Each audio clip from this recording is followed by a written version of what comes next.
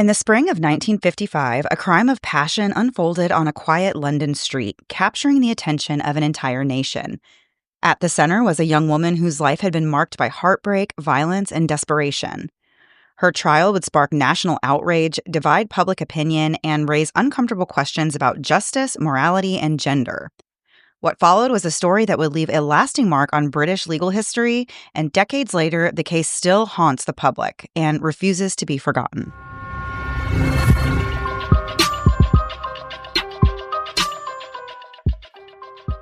Hey guys, and welcome to the Moms and Mysteries podcast, a true crime podcast featuring myself, Mandy, and my dear friend, Melissa. Hi, Melissa. Hi, Mandy. How are you? Do we want I see your eyes darting around like you're actually trying to think. Do we want the fake, I'm great, Melissa, how are you? Or do we want the truth this week? You give the truth. Bring the truth. Preach. Yeah, so this week just wasn't my favorite week, that's for sure. I did get to go visit my family this past weekend, which it's always really nice. I don't get to see my mom very often, probably only a couple times a year. So it's always nice to get up there and go visit her. And it did happen to work out that it was her birthday the day that I went up to visit. So that was really special. I know she wasn't expecting to see me on her birthday. Yeah. But unfortunately, the reason that I went is because my grandmother was not doing very well, and she did unfortunately pass away a couple of days ago. So it has just been a little bit of a whirlwind of a week just between traveling and then, you know, just everything that comes with losing a family member. She was 91, so she did live a very long life. She had a very happy life, and I definitely will miss her very much. But I know she is in a better place, and I'm so thankful that I was able to get up there on short notice, because I did have one day of the trip, the very first day that I got there, I went straight to visit her in the nursing home, and she was very lucid that day and recognized me and was able to talk to me a little bit. And by the next morning, it was just completely different. And it was only a few days after that. So very thankful I got to go do that. But yeah, maybe not the best week for me. How about you, Melissa? I mean, fine. I mean, there's not, what am I going to say? Am I going to start complaining now? There's nothing to complain about. No, I'm good. It's been a week, and we'll talk about this more on our chat episode over on Patreon. Because we'll have a lot to say. Absolutely. All right, so we will just get into the story for this week then. The story might be from 1955, but it really is a tale as old as time. It's the tale of a woman scorned. Ruth Ellis was a woman who had plenty to be angry about, beginning with the physical and sexual abuse that she endured at the hands of her father from the time she was 11 years old and on. Ruth's father, Arthur Hornby, later changed his name to Arthur Nielsen, was a cellist from Manchester who fathered a total of 9 children with a Belgian refugee named Bertha. 4 of their children died from scarlet fever, measles, or other diseases, and Ruth was the 4th of 6 living children. The large family moved and changed their last name often, which could have been to conceal Arthur's abuse. Everywhere they lived, he would tell people that the kids weren't even his children. Though his abuse affected everyone in the house, it was Ruth's sister Muriel who sadly took the brunt of it. By the time she was 14, she had conceived a child by her father, who was raised with the rest of the family as a brother to the rest of the children. In 1940, Arthur moved to London for a job as a live-in caretaker, which is an absolutely horrific thought. And at the time, Ruth was 14 years old and she was living in Reading, and she soon made friends with her older brother's girlfriend, Edna. Edna introduced Ruth to a life of alcohol and men. Eventually, both Ruth and Edna moved in with Arthur, and at that point, Arthur began sleeping with Edna and abusing Ruth at the same time. At one point, Ruth's mom, Bertha, came to visit and found Arthur in bed with Edna, and she then moved to London to keep tabs on him.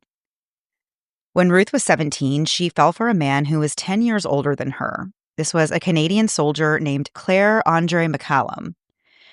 This was in the middle of World War II, and Ruth was just beside herself with excitement for this new relationship, despite the fact that this guy, Claire, was actually married.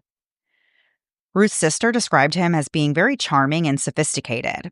He took Ruth to plays in the West End and to movies in Soho. Everything just felt like something out of a fairy tale or a dream, until the point that it didn't. Eventually, Ruth got pregnant, and Claire promised to marry her after the war, but Ruth's mother was worried about the shame that the pregnancy would bring, and she sent Ruth over 250 miles away to give birth at a hospital near Scotland. Ruth delivered a baby boy named Claire Andre or Andy Nielsen. When Ruth returned home with her son, her mom Bertha turned them away and refused to welcome them back. By this time, Claire had gone off to France with the military. He sent Ruth a dozen carnations, and then he just disappeared. And Ruth would later find out about his wife and kids that were waiting for him back in Canada. After Claire abandoned Ruth and their son, she worked in factories and took clerical jobs to make ends meet. But she had a hard time finding steady work, and eventually she sent her son Andy to live with her mom while she looked for work, which is interesting because this is the same mom who was like, hey, he can't live in my house, Right. But now he can. So from that point forward, Ruth had many troubled relationships, many of which were tangled up with clients. The most serious relationship was with a man named George Johnston Ellis, a 41-year-old divorced dentist with a drinking problem. And the two of them got married on November 8th, but things quickly went sour. George became jealous, violent, and completely obsessed with the notion that Ruth was cheating on him. When Ruth got pregnant with her daughter Georgina, he refused to accept her as his own. The marriage eventually crumbled, and Ruth had no choice but to move back in with her family. Sadly, Ruth's children would endure a life of heartbreak just as she had. As Ruth struggled to find a consistent job, she took a position as a nude model at a men's nightclub, and she later went on to become a hostess. By 1950, she was working as an escort. In 1953, Ruth was working at the Little Club in Knightsbridge.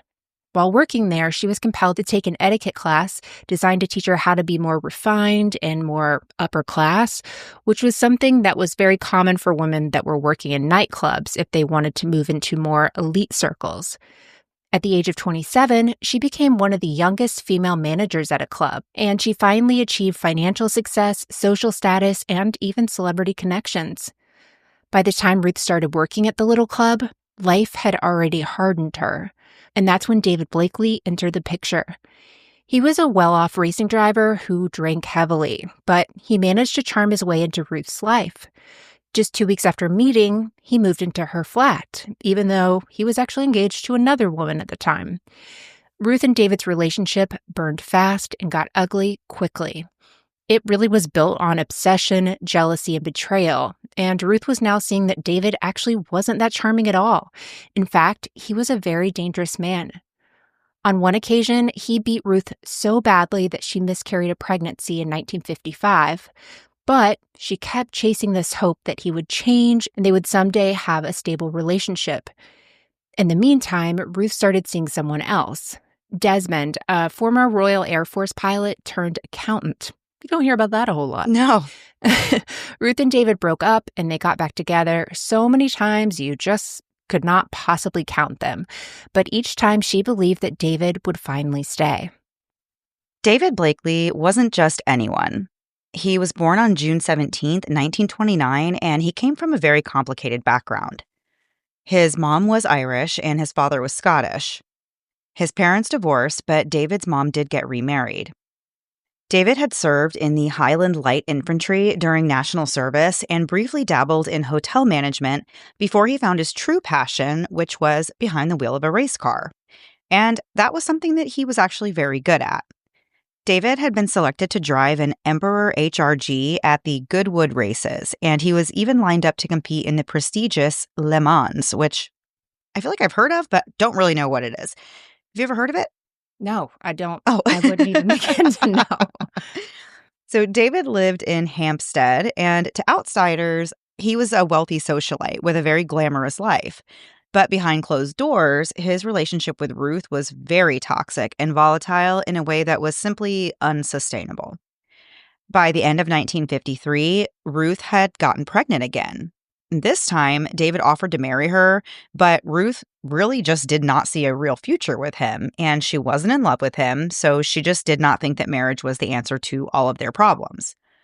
Instead, she decided to terminate the pregnancy, but her relationship with David still carried on into the summer of 1954, even though Ruth said that at that point she wasn't really taking things very seriously with David. Also, keep in mind, David was still engaged to another woman, and that played a huge part in Ruth's indifference towards him. I would imagine. Right. Ruth hinted that she wanted to end their affair and said that having him live with her was hurting her work. But David didn't take it well at all. He just was not ready to let go of this relationship. That summer, David was away racing in Le Mans, and while he was away, Ruth started seeing Desmond. She hoped that this new relationship would help her finally move on from David. But when David returned, Ruth didn't even mention that she had been seeing someone else. At this point, though, David must have suspected something because he started becoming even more jealous and suspicious, and he asked Ruth to marry him again and said that he had ended his engagement with the other woman. I don't understand in these situations how either, number one, a baby, or number two, a marriage is going to help, right? Yeah. You've just made it more complicated. Well, and in some cases, I want to be like, have you ever had a marriage or a baby? Because you wouldn't think that if you had. But in this case, they did. So, you know. Right.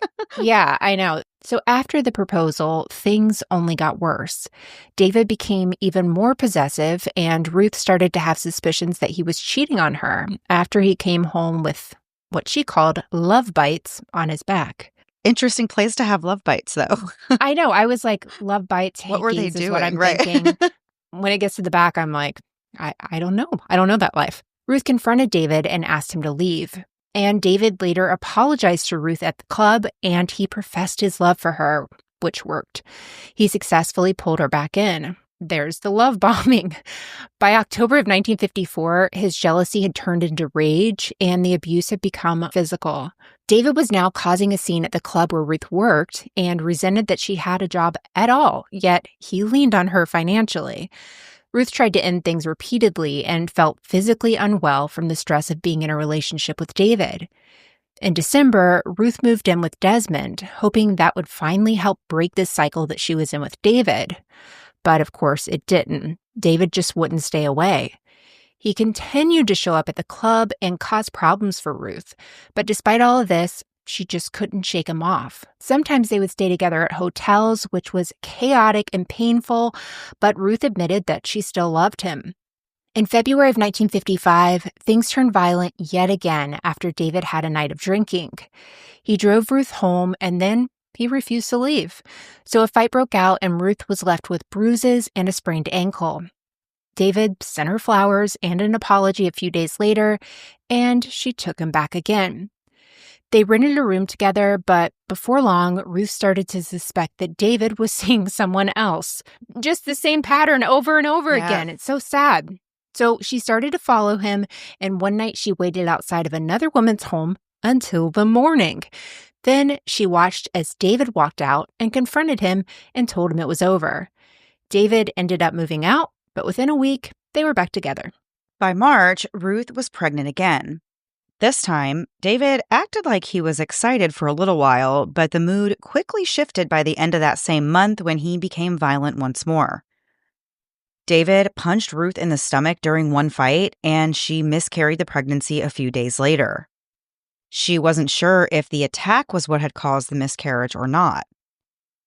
On April 1st, she attended one of David's races at Alton Park. On this particular day, David's race car malfunctioned before the race, and he irrationally blamed the problem on Ruth. She said that was actually very common. He would blame her for everything, and he would smack her in the face, he would punch her, and she even said there was one time that he lost all control and hit her between the eyes and said that he savagely beat her as she just laid on the ground. It was Easter weekend in 1955, and Ruth was still recovering in bed from her miscarriage. For the first time in a while, David was being kind and even gentle, and they made plans to spend Easter together. That Friday, April 8th, David left their flat in the morning and promised to be back by 8 p.m. to take Ruth out with his racing friends, the Feinladers. They were longtime friends of David, and he had stayed in their home in Hampstead often, and Mr. Feinlader was also involved in racing. He and David were actually building a car that was being stored at a garage in Mayfair.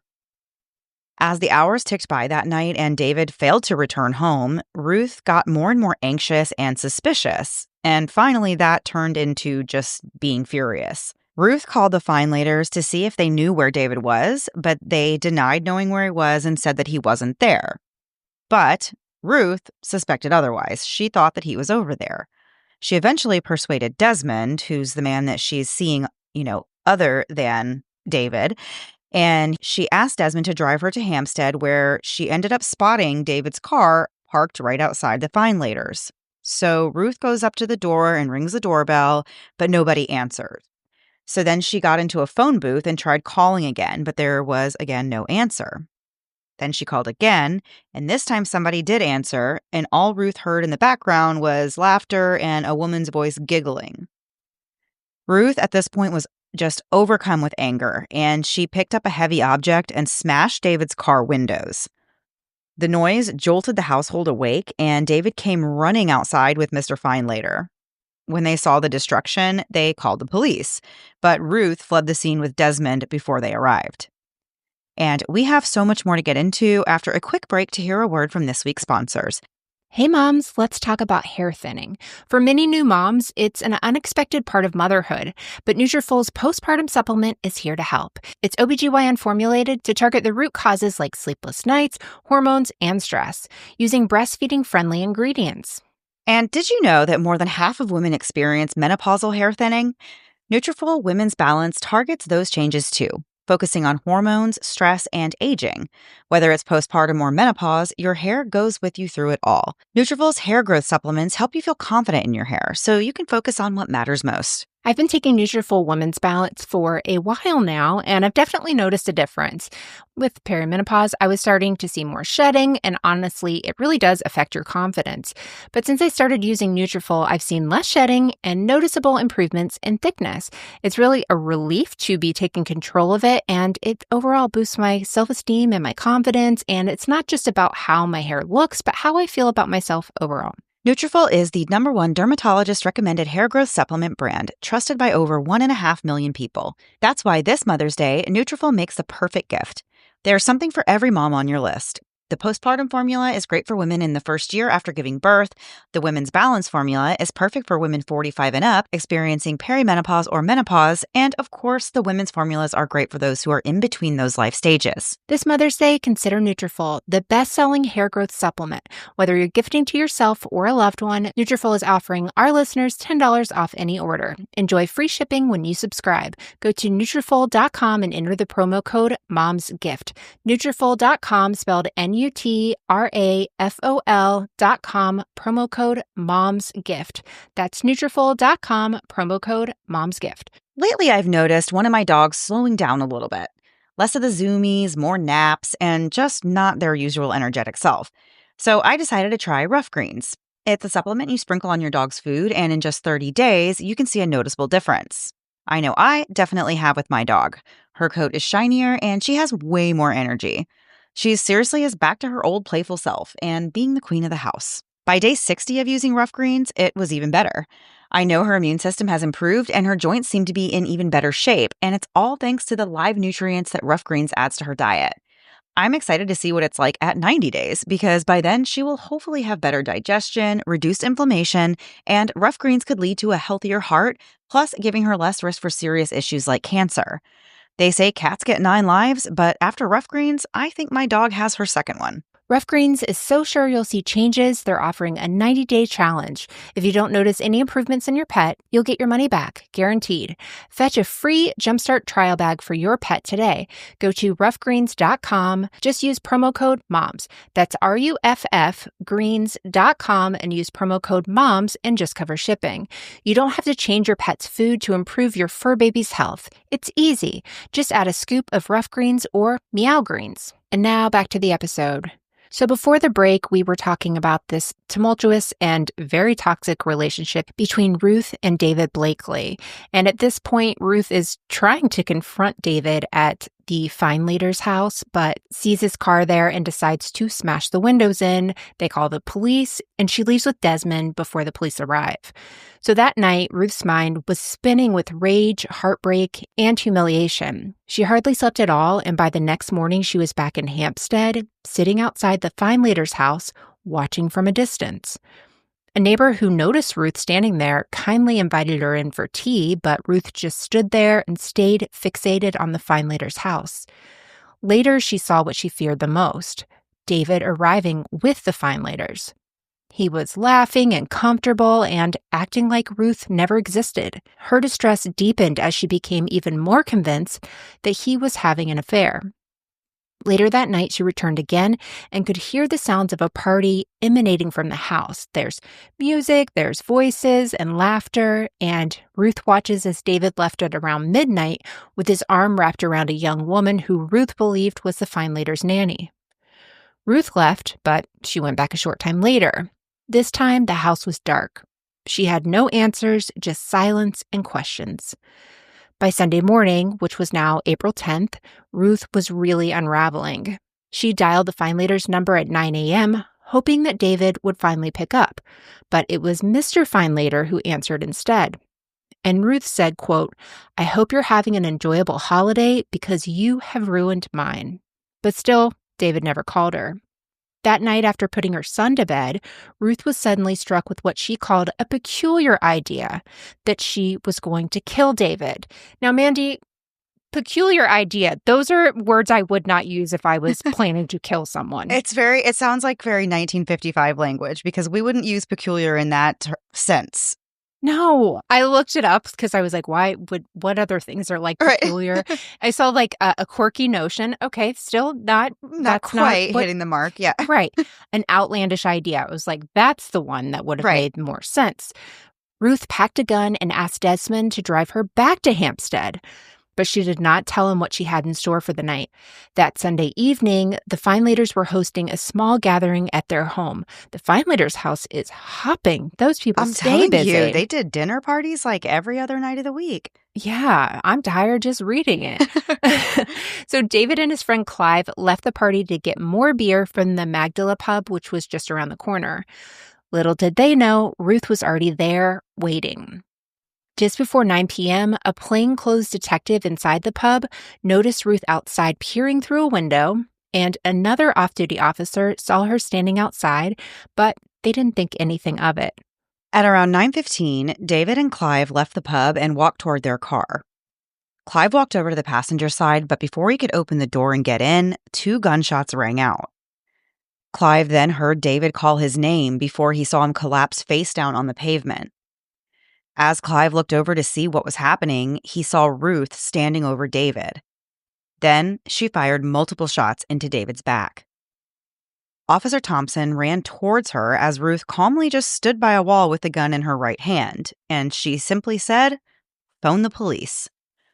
Ruth had fired all 6 of the bullets in her revolver. David was rushed to the hospital, but it was too late. He had 3 confirmed bullet wounds. One above his left hip, another in his left shoulder blade, and a third in his right leg. A 4th bullet may have grazed his left arm. There was also a bystander that was hit in the hand by a bullet. A witness told authorities that he saw a man trying to get into a car before being chased by a woman with blonde hair and a light coat, who then fired shots at the man. Later that night, Ruth sat down with the superintendent and readily admitted what she had done. She said, "I am guilty. I am rather confused." Ruth began to explain that everything started 2 years earlier when she first met David at the Little Club in Knightsbridge. Ruth was taken into custody, and she gave a formal statement before she was taken to jail to await her trial. After her arrest, Ruth underwent psychiatric evaluations, but there was no diagnosis of any mental illness, no history of insanity, and nothing to suggest that she didn't understand what she had done. In her statement to the police, Ruth described the moment she pulled the trigger as David tried to run. She said he ran a few steps and she thought she missed him, so she fired again while he was still running, and then again. She said she didn't remember firing more shots after the 3rd shot, but she admitted that she must have done it. Prosecutors later pointed at this statement as proof of intent. They said this wasn't just a crime of passion, it was planned and deliberate. And Ruth didn't even try to hide or deny it. She told the police that she took her gun, which was given to her about 3 years earlier in a club by a man whose name she said she did not remember, and she placed it in her handbag before leaving her house. She also admitted that she intended on killing David. Ruth said that she took a taxi to Tanza Road, saw David's car leaving, and then followed him to the Magdala pub where she waited for him to come out. Ruth was asked why she did it, and she said, "I do not really know. Quite seriously, I was very upset." You think, Ruth? That's like the lightest way you could say that. Yes, it would be interesting to hear her actually speak because I feel like she was just a very matter-of-fact, like very blunt person. Because, yeah, clearly you were upset, but it is a strange response. Yeah, and still, it's back in the day, and also it's in England. So if you were alive at that time in England, let us know if that makes sense to you, because it seems quite casual. On June 20th, 1955, Ruth Ellis stood trial at the Old Bailey, which is England's most iconic criminal court and where the country's most serious cases were tried. Ruth was represented by a team of 3 barristers. The lead prosecutor in her case was named Christmas Humphreys, and he set the tone for the trial, telling the jury that this was no crime of passion, it was a cold-blooded and premeditated murder. He pointed to Ruth's own admission of guilt when she told authorities that she intended to find David and to shoot him. The prosecution painted a picture of a woman who was enraged, not because she had been betrayed, but because David wanted to leave her. They claimed that Ruth couldn't stand losing control. She also fired 6 shots, 4 of which hit David and 1 that struck a bystander. 1 bullet was never accounted for. The defense didn't argue that Ruth hadn't pulled the trigger. They admitted that she did. But the defense told a story of emotional devastation and said that Ruth had been locked in what they called an emotional prison in this abusive relationship with David that was also poisoned by control, obsession, and abuse. And they said that, yes, she did fire the gun, but it wasn't murder. They said it was manslaughter driven by provocation and years of mistreatment. Under English law, malice is a key element of murder. If the person kills while in a state of extreme emotional distress, that actually clouds their judgment, and the charge can be reduced to manslaughter. Ruth's defense said that she was not a calculated killer, but a woman who was caught in an emotional prison with David, who was also a man that treated her poorly time and time again. They also said David used Ruth, he took her money, cheated on her with other women, and she still kept taking him back. Their relationship was completely toxic, to say the least, and all-consuming. The defense wasn't trying to justify what Ruth did, they just wanted the jury to understand why she did it. They said that shooting David was really the final act of a woman who had been hurt too many times. Desmond testified that he had known David for about 3 years and Ruth for 2. He admitted that he and Ruth had been romantically involved in mid-1954 while she was still seeing David. He also explained that Ruth had moved in with him at the end of that year and stayed for about 2 months before relocating back to Egerton Gardens, which is where David also sometimes lived, but she kept going back to Desmond's flat even after she moved out. Desmond said that on that Good Friday, Ruth asked him to drive her over to the Feinleiter's house, but David never showed up, and instead, the night ended with Ruth smashing his car window and the police being called. And Desmond was someone who cared very deeply for Ruth, and he described her as a woman who had tried again and again to break free from David Blakely. He testified that Ruth had confided in him about the abuse and that he had seen the bruises on her arms and shoulders himself. He said that he once even tried to help her cover her marks with makeup before they went out. Desmond also testified that he had once taken Ruth to the hospital after an especially brutal beating. Then came the night of the shooting. Desmond said he drove Ruth to Hampstead that Sunday. He wasn't standing next to her when the shots rang out, but he heard them from a nearby vehicle, and when he rushed toward the noise, he did see Ruth standing over David, firing more shots into his back. Forensic expert Mr. L.C. Nichols from Scotland Yard confirmed what Desmond had seen, and his analysis showed that at least 1 bullet had been fired at close range, as there was gunpowder residue on the back of David's jacket. The defense also called a psychologist, Mr. Whitaker, to help explain Ruth's state of mind. He testified that Ruth saw her relationship with David as being unbearable. She believed he would never stop cheating on her, and that no matter how much he hurt her, she would never be able to keep herself from going back to him. Mr. Whitaker also pointed out how women tend to process betrayal, and they often find it harder than men to separate their physical relationships from their emotional ones. He claimed they were more likely to have what he called hysterical reactions when they were overwhelmed. I don't know that you could say that in 2025? Yeah. Maybe we don't immediately jump to a hysterical woman. Yeah, that's wild. That really was a thing back in 1955, In Ruth's case, though, he believed that her emotional instability and sense of helplessness is what had pushed her past a breaking point.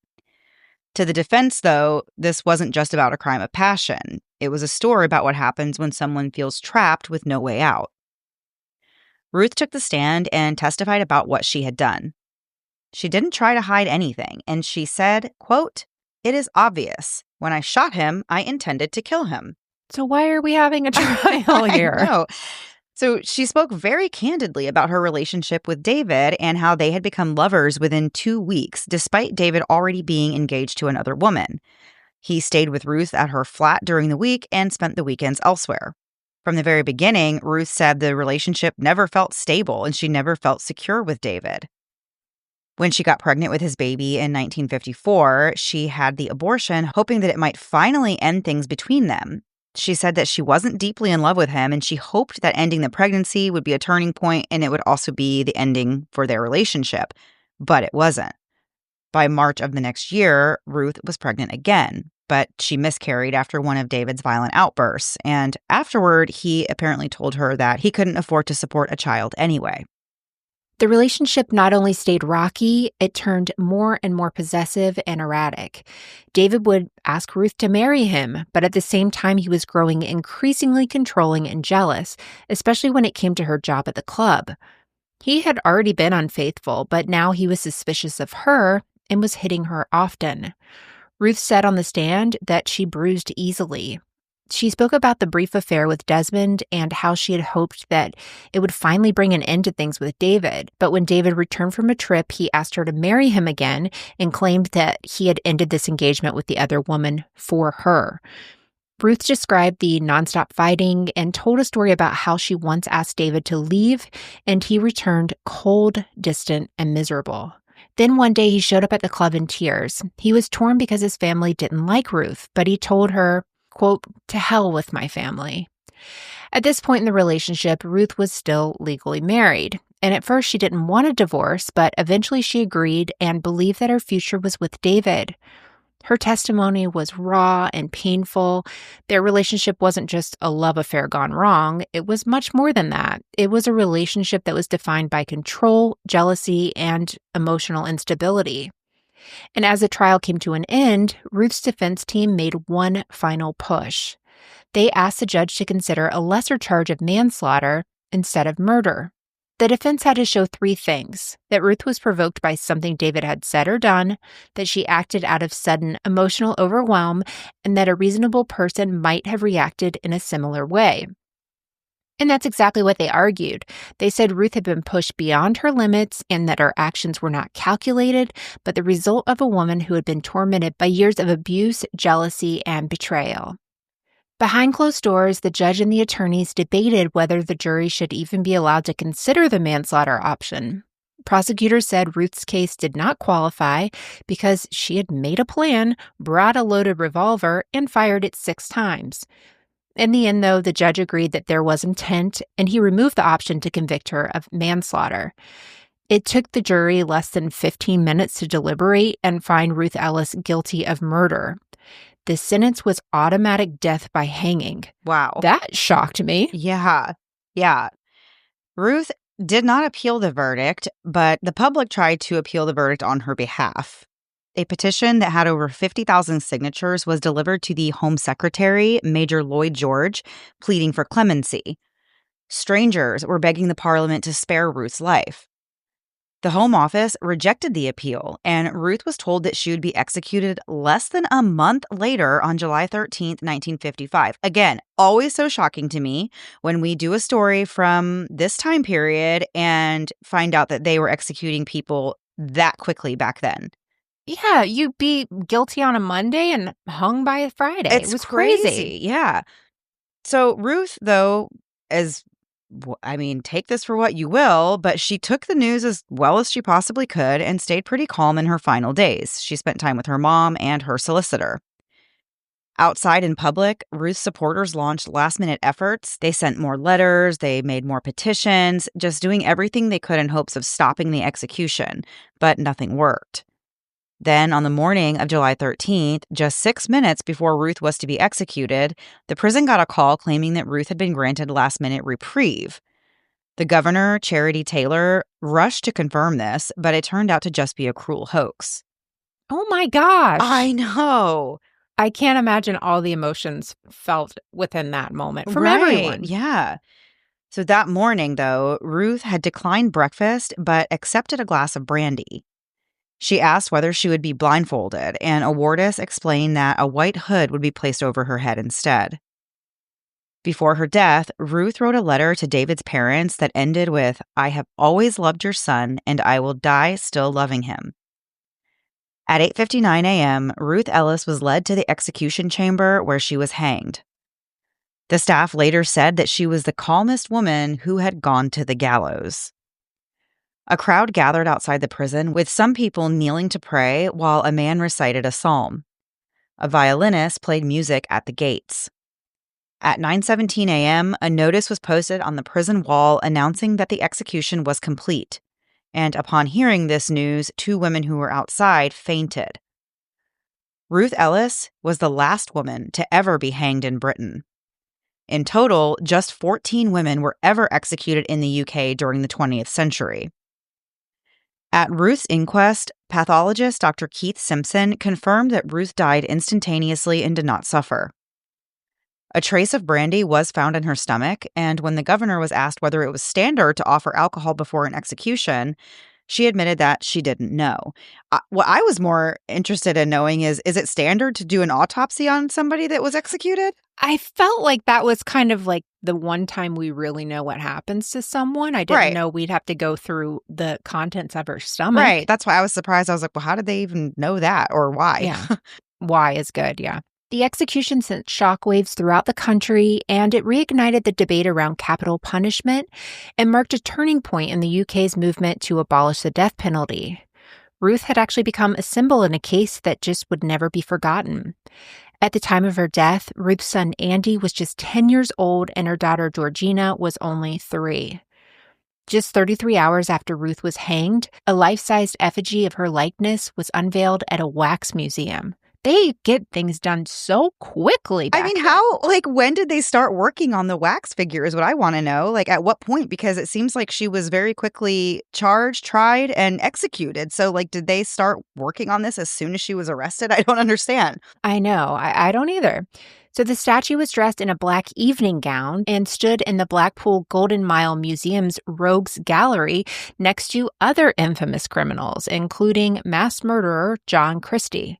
The wax figure became a top attraction, drawing in crowds and a profit, which some felt was uncouth.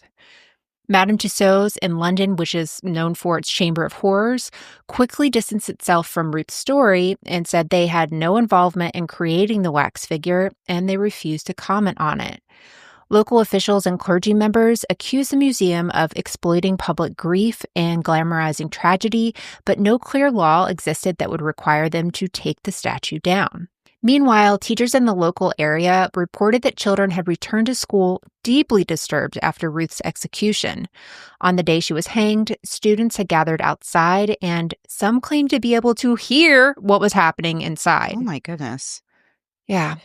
Teachers said that it was a psychological blow to young minds and that the effect capital punishment has on the youth should be considered as a reason to abolish the practice. Also, though, maybe we should abolish the practice of waiting outside of prisons while there's executions happening with children.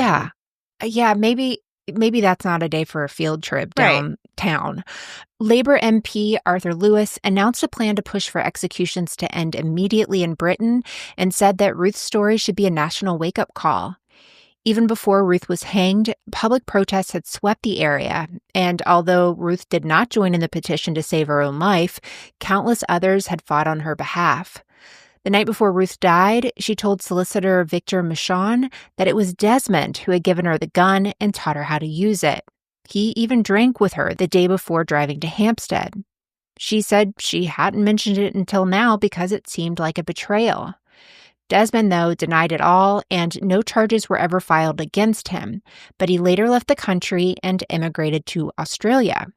And we still have more to get into after one last break to hear a word from this week's sponsors. Mandy, I have to apologize. You hear a lot of my whining, especially when it comes to things like telling you something's wrong with my body. There's brain fog, hot flashes, night sweats, mood swings, and I can't even think of the last time that I didn't feel bloated. Even though I'm doing all the right things, I'm eating well, working out, and just trying to keep it all together. And while it's worked in the past, it's like nothing is clicking right now. And after some research, I learned that my hormones could be acting up. The good news is, though, I don't need to suffer anymore. That's where Belvital comes in. Belvital is a 12-week science-backed program designed specifically for women to get our hormones back in check. It's created by a woman for women, and it's a holistic approach to feeling better from the inside out. We're talking about a detailed step-by-step nutrition plan, Pilates workouts you can do right at home that won't spike your cortisol, and 2 proprietary supplements that help manage stress, balance blood sugar, and boost metabolism. When I've talked to my mom in the past about this struggle just to feel like myself, even after the working out and the eating right, she always reminds me about stress. And you can do all the things right, but if you're still stressed, your body's really going to keep score. Luckily, Belvital also has breathwork exercises that just take 60 seconds, which is perfect for moms like us who barely have a second to ourselves. And I really love that it's designed to make you feel better, not just lose weight or to hit some crazy goal. It's about getting back to feeling like me. And if we're being honest, there are so many miracle products out there that claim they'll fix everything. But with Belvital, it's actually proven. You follow the steps, and if you don't see improvements within the first 31 days, you get your money back. No questions asked. We want you to go to Belvital. That's Bell, B-E-L-L-E, Vital, V-I-T-A-L-E, and check out this program. Then use BV15 to get 15% off. Go to Belvital, code BV15. That's belvital.com. This is going to change everything. And now back to the episode. Before the break, we were telling the historical story of Ruth Ellis, who was a woman that was executed in the UK after shooting her on-again, off-again boyfriend person, if you can call him that. I use that term very loosely, and he was very abusive towards her. After Ruth was executed, her son Andy fell into a life of emotional and psychological turmoil. In 1971, the prison underwent reconstruction, and Ruth's remains were exhumed and reburied in Amersham. Years later, in 1982, Andy, who of course was now an adult, reportedly destroyed Ruth's headstone, and it was never replaced. Later that year, Andy took his own life with an overdose at the age of 37. The prosecutor who had tried Ruth stepped forward and helped to arrange Andy's funeral. He was laid to rest on June 28, 1982, and his remains were later buried with his mom. Ruth's daughter, Georgina, faced her own difficult path in life. Having been just 3 years old, she was thrust into foster care, and as an adult, she struggled with alcoholism and strained relationships. Georgie married multiple times and had 6 children and later 3 grandchildren. She battled cancer for over a year before passing away in 2001 at the age of 50. Before her death, Georgie published a book titled Ruth Ellis, My Mother, where she shared her memories and explored how her mom's tragic story had impacted her own life. Years later, Georgie's oldest daughter, Laura, talked about how Ruth's execution and Georgina's lasting trauma had actually shaped her own childhood as well. She said that her attitude towards her mom had shifted into a more compassionate place. She said, quote, "The government allowed Ruth to hang for her crime, and my mother never received any mental health support. I am guilty of underestimating the devastating impact this had on her." Nearly 5 decades after Ruth was hanged, her case returned to the court once more. In 2003, the Criminal Cases Review Commission referred her conviction to the Court of Appeal. They weren't trying to reverse history or, of course, undo the execution. They just hoped to change what her conviction represented and wanted to see it reduced from murder to manslaughter. The appeal was heard on September 17, 2003, and it centered around the question that had haunted the case for decades. Had Ruth really committed murder in the legal sense, or had the law failed to understand what drove her to pull the trigger? The appeals court listened carefully as Ruth's family and legal advocates introduced the concept of battered woman syndrome, which was, of course, unheard of in 1955 when Ruth was executed. Back then, no legal framework existed that recognized the effects of long-term abuse. They cited David's abuse, infidelity, and, of course, the brutal beating that led to a miscarriage. Back in 1955, the trial judge had ruled there wasn't enough evidence for provocation and that the jury was not allowed to consider manslaughter. In 2003, the legal team argued that it prevented the jury from fully considering Ruth's emotional and mental state in the days and years leading up to the crime.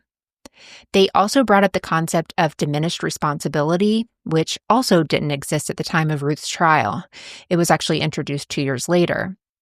If it was an option in 1955, Ruth's lawyers could have argued that her mental state was so severely impaired due to years of abuse that she wasn't able to control her actions or form the intent required for murder. Despite the emotional plea, the Crown reminded the court that the intent was clear. Ruth had committed a murder. They argued that Ruth's conviction was legally sound and that her trial had followed the rules and standards of that time. They said that no matter how society's understanding of trauma and abuse had evolved, the court's job was not to rewrite history, but to interpret the law as it stood when the crime occurred. David Perry said that Ruth's actions were driven by jealousy, not sudden impulse.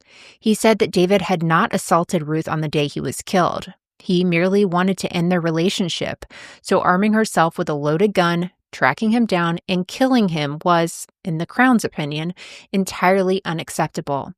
He reminded the judges that Ruth herself had stated that she intended to kill David. Ultimately, the court stood firm and ruled that Ruth had been properly convicted of murder at that time, despite the fact that modern legal standards might have allowed for a different outcome. And so this appeal was denied. For Ruth's family, her execution was not the end of anything, but the beginning of a lifetime of grief, unanswered questions, and quiet battles to reclaim her memory. Her sister, Muriel, became the face of the fight and led the charge to overturn Ruth's conviction, believing that she was the victim, not just of David's abuse, but also of a justice system that just refused to see the signs. Ruth's daughter, Georgie, was constantly reminded of her traumatic childhood. After her mother was hanged in 1955, her father, George, died by suicide in 1958, leaving her an orphan. She was adopted, but she could never forget where she came from. Her husband said that people would come up to her and ask her if she was Ruth's daughter. It was just something that haunted her forever. Georgie carried the weight of it all for years, and she struggled with addiction, she struggled with her relationships, and in motherhood. The fallout from Ruth's execution rippled through her family, but the legacy continued. In 1957, just 2 years after Ruth's death, the Homicide Act narrowed the scope of the death penalty. In 1965, the Murder, Abolition of Death Penalty Act effectively abolished it in Britain. Ruth Ellis wasn't the only reason, but her case was a catalyst for this change. Her name became shorthand for injustice, and her story became a symbol of a system that could be pretty merciless. Her life and death have been told and retold in countless ways. Her daughter, Georgie, as I mentioned before, published a memoir titled Ruth Ellis, My Mother, and her sister, Muriel, co-wrote a book called Ruth Ellis, My Sister's Secret Life. Ruth's story was also brought to life on screen in Dance with a Stranger in 1985, and in 2025, ITV aired A Cruel Love, the Ruth Ellis story. Her final days were dramatized on stage in The Thrill of Love, which was performed in London in 2013. In March of 2025, Ruth's grandson, Stephen, launched a new effort to clear her name and to pursue a posthumous royal pardon. The legal team argued that Ruth was failed by the justice system and shared key evidence of David's abuse and Desmond's role in supplying the gun. They said that the conviction reflected not only legal shortcomings, but also deep-rooted society prejudice against independent women and a lack of understanding around domestic abuse. The firm plans to present new evidence at the Ministry of Justice. They don't just want to correct a historical mistake, but to put a spotlight on the systemic failure that still exists today. In a twist of fate, the pardon request will go to King Charles. That's the same royal who once represented the very law firm now fighting on Ruth's behalf. Wow. Yeah. They said, quote, "This isn't just about history, it's about justice." And that's the story of Ruth Ellis. This is an interesting one that it was such a catalyst to look for change in the way that things were looked at in the courts over in England. Yeah, well, I was going to say it's always interesting because we hear, we know a lot about benchmark cases or landmark cases in the United States. And we've even talked about a few on the podcast, like this is the case that really started this law or this is what founded this law. But you don't really hear a lot of that about, other countries and how every country has similar cases, I'm sure, that bring about those changes that we have today, and that's the reason we live in the world we have today is because people before us have gone through things that have not been pleasant. Right. I didn't realize that the UK had executions in 1955. That just sounds like it wasn't. I mean, I know the US still has it, but it just doesn't sound like the UK does. Like when people from the UK talk about the death penalty, it sounds like it never existed. Right. I didn't realize it was 1955. And I didn't realize we were still hanging people in 1955. I know. Horrific. Yeah, so this was definitely a very interesting story. I hope you guys enjoyed it. And that was it for this week. We will be back next week. Same time, same place, new story. Have a great week. Bye.